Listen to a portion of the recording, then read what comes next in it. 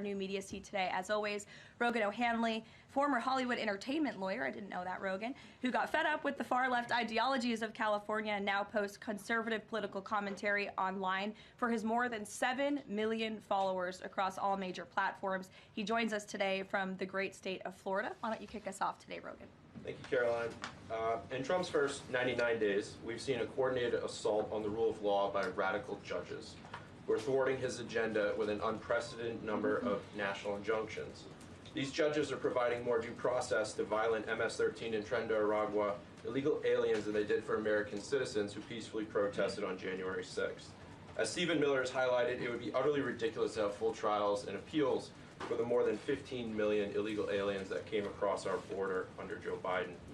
Many are now calling for Trump to circumvent these radical judges and consider suspending the writ of habeas corpus solely for these illegal aliens in accordance with the terms of Article 1, Section 9 of the United States Constitution, which explicitly allows for such a measure when there is a rebellion or invasion.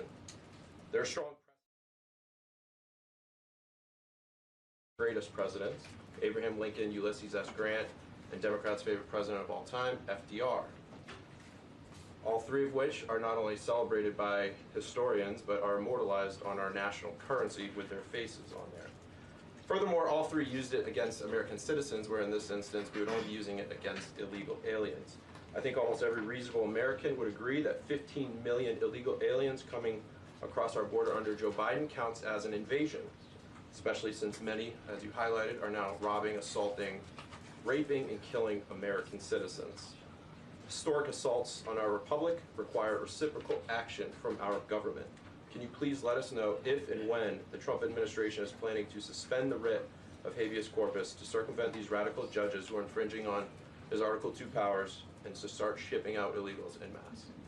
I have not heard such discussions take place, but I can assure you that the president and the entire administration are certainly open to all legal and constitutional remedies to ensure we can continue with the promise of deporting illegal criminals from our nation's borders. And I also agree with the premise of your question, which doesn't happen in this room often, but I do agree with yours. It is absurd that the previous administration was allowed to allow 15 million, that we know about, illegal aliens into this country with very little pushback from our judicial branch.